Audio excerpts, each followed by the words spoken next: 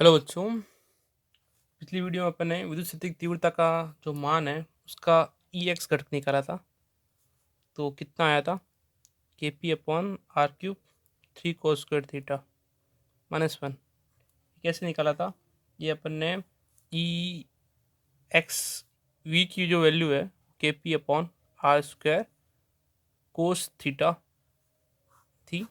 इसका अपन ने क्या किया, एक बार एक्स के सापेक्ष इसका अवकलन किया था, minus K P upon R² कोस थीटा। ठीक है, अब इससे अपन आगे बढ़ते हैं। इस तरह से अपन आगे ई वाई का निकालते हैं। तो जैसे ई एक्स निकाला था, वैसे अपन ई वाई की जो वैल्यू होगी वो क्या रहेगी? वो रहेगी माइनस डेवर वी अपॉन डेवर वाई। इस तरह से रहेगी। जैसे ई एक्स निकाला था, वो निकाला था माइनस डेवर वी अपॉन डेवर एक्स। ठीक है, और वाई की जो वैल्यू है वो है ही अपने पास में। तो ई वाई जो है हो गया माइनस डेवर अपॉन डेवर वाई के पी अपॉन R² कोस थीटा। ठीक है, तो अब अपन को यहाँ पे ई वाई सॉल्व करना है। तो कितना हो जाएगा? ई वाई के पी आ गया माइनस के पी बाहर, डेवर अपॉन डेवर y cos theta upon R²। ठीक है, तो सबसे पहले वही कोस थीटा की जो वैल्यू होगी वो क्या होगी? एक्स अपॉन आर होगी। ठीक है ना, एक्स अपॉन आर कैसे हुई? कोई भी बिंदु पी है, ठीक है ना, तो उसके निर्देशांक हो गए एक्स और ये वाई। ठीक है ना, एक्स वाई और ये जेड निर्देशांक इसका मान लो। ठीक है, तो यहाँ पे कोस थीटा क्या रहेगा? कोस थीटा रहेगा ये है आर दूरी। ठीक है, तो आधार बटा कर्ण, तो आधार की वैल्यू आर एक्स और कर्ण की वैल्यू आर। तो ई वाई की जो वैल्यू रहेगी वो रहेगी माइनस के पी डेवर अपॉन डेवर y x upon are cube.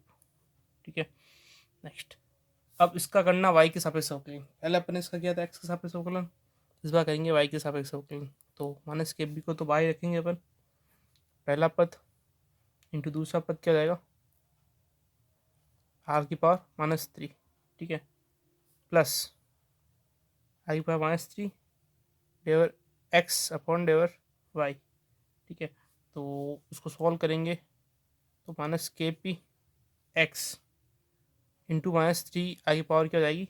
-3 -1 मतलब -4 राइट टू प्लस नहीं इंटू में डेवर आर अपॉन डेवर वाई पहले, प्लस यहाँ पे जो डेवर एक्स अपॉन डेवर वाई होगा, यहाँ पे एक्स भी क्या नियतांक है, वाई एक्स पे एक्स नियत रहेगा, तो यहाँ वैल्यू जीरो आ जाएगी। जीरो से गुणा करेंगे तो ये भी पूरा जीरो हो जाएगा पद। अब अपने पास में जो पद बचा है वो सिर्फ इधर एक साइड ही बचा है, वो क्या हो जाएगा? Minus minus plus K P 3 upon R4 into डेवर अपॉन डेवर वाई। ठीक है, तो अभी अपन को डेवर आर अपॉन डेवर वाई की वैल्यू निकालनी पड़ेगी।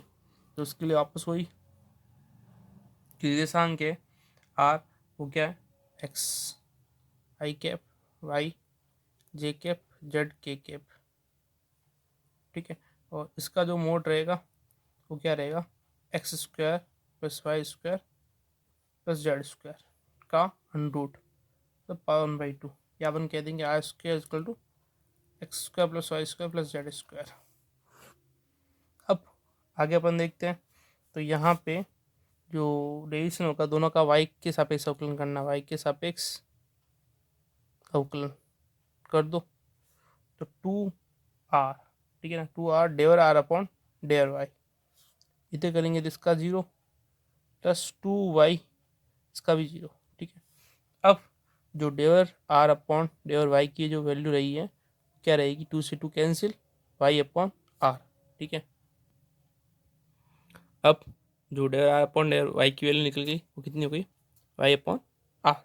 इस वैल्यू को अपन इसके अंदर वापस रखेंगे। ठीक है, तो ई वाई की वैल्यू हो जाएगी के पी 3 के पी करते हैं इसको, 3 K P x upon R4 तो था ही था इंटू वाई अपॉन आर। ठीक है, तो सॉल्व करने पर ये अपन क्या मिलेगा? ई Y 3 K P X into Y upon R की पावर 5। ठीक है, तो ई वाई की जो वैल्यू आई उसके अंदर अपने पास में एक्स और वाई दोनों कंपोनेंट आ रहा है, ठीक है ना। तो एक्स और वाई की जो वैल्यू है उनको निकालनी पड़ेगी। वो कैसे निकालेंगे, देखो सुनना। अपन ने जो पॉइंट लिया था, ये जैसे ये डायग्राम है, इस डायग्राम के अंदर जो कोस थीटा लिया था वो क्या हो जाएगा यहाँ से एक्स अपॉन आर, और साइन थीटा निकालेंगे यहीं पर, तो क्या होगा वाई अपॉन आर, लंब बटा कर्ण, ठीक है ना। तो लंब है वाई और कर्ण है धनुराश में आर, ठीक है।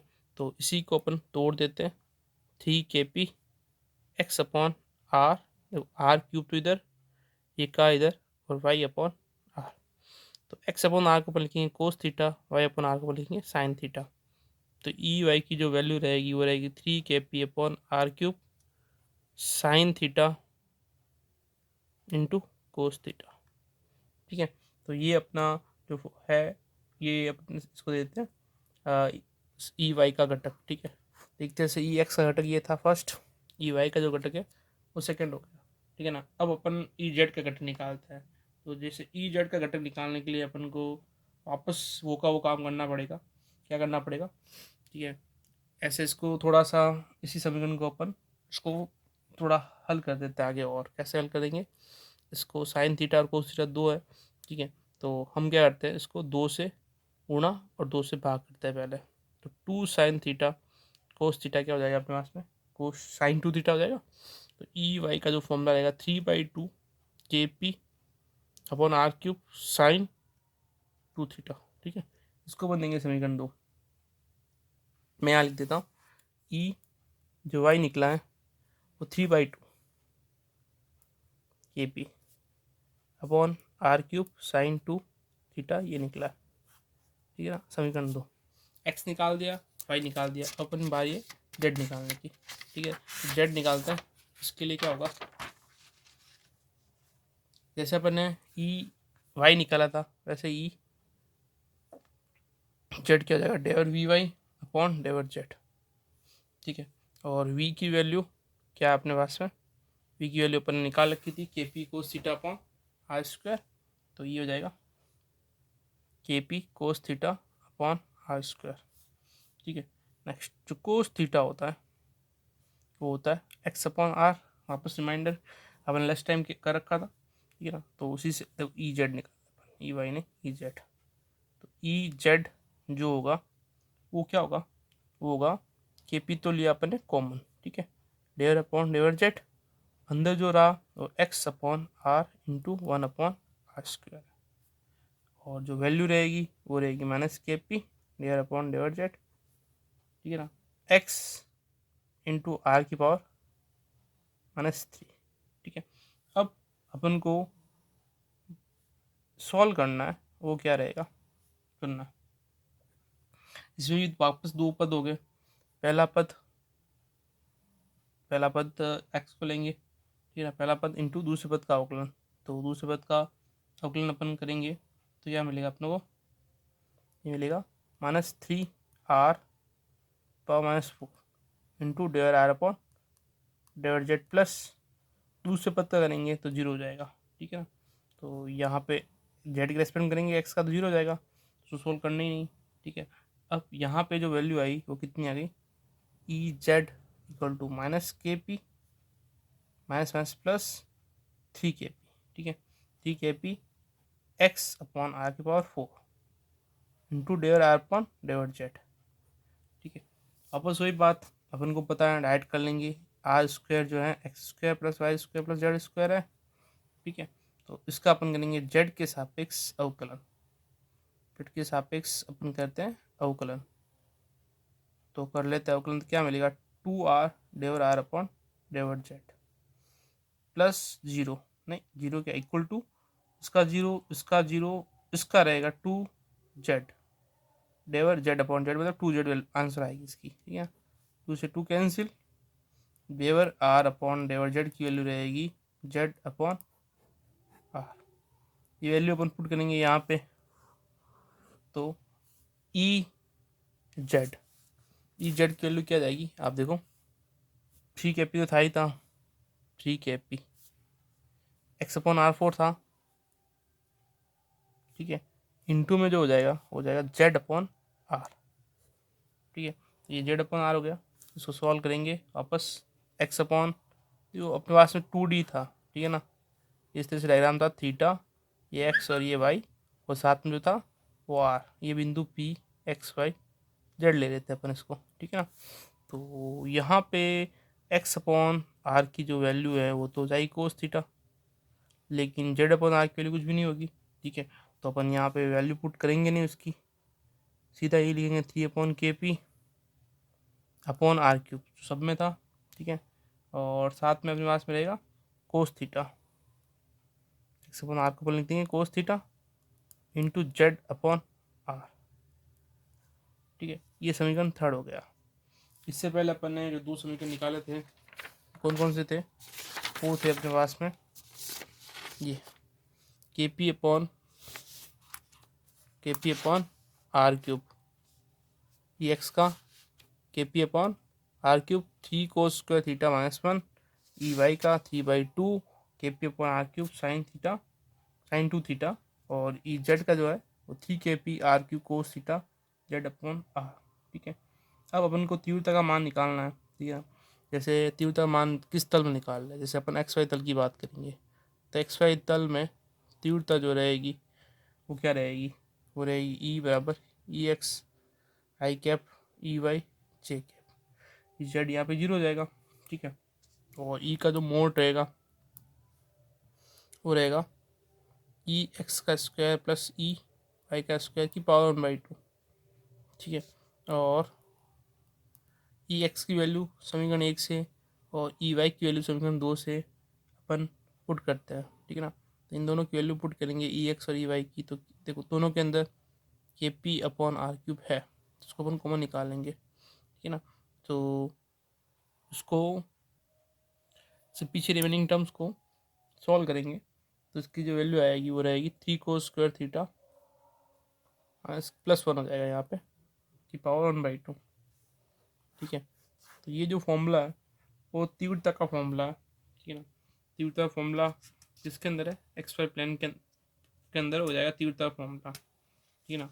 इस तरह से अपन किसी भी प्लेन के अंदर तीव्रता का मान निकाल सकते हैं। और इसके अंदर भी अपने पास में स्पेशल केस है, वो कैसे है, जैसे अपन को किसी चीज़ को अक्ष और निरक्ष पर कह दी जाए, जैसे अपने 12th में कर रखा था कि यदि बिंदु पी अक्ष पर है या बिंदु पी निरक्ष पर है, तो ये जो फॉर्मूला है वो कॉमन फॉर्मूला है किसी थीटा कोण पर है ना। इसी के अंदर मैं दो कंडीशन लेता हूँ, जैसे अपना बिंदु अक्ष पर है, ठीक है। तो स्पेशल केस के अंदर अपन कह रहे हैं कि पहली बात कह रहे हैं यदि बिंदु पी अक्ष पर हो तो थीटा कितना होगा 0, क्योंकि द्विध्रुव का जो अक्ष है वो ये रहेगा, ठीक है ना। तो ये अगर द्विध्रुव है +Q और ये -Q, तो यहीं पे कोई बिंदु रहेगा तो कौन रहेगा वो 0 रहेगा। तो 0 है अगर थीटा, तो ई की जो वैल्यू होगी अक्ष पर वो क्या होगी KP upon are cube 3 cos² theta, theta की वैल्यू 0, कोस की वैल्यू क्या होगी 1 +1 की पावर हाफ, तो 3 + 1 मतलब 4, 4 की पावर हाफ मतलब 2 KP अपॉन आर क्यूब, ये ई अक्ष आएगा, ठीक है। और ई निरक्ष की बात करेंगे इसी के अंदर, ठीक है ना। तो ई निरक्ष के केस के अंदर जो कोण रहेगा वो कोण हो जाएगा आपके 90 डिग्री, ठीक है।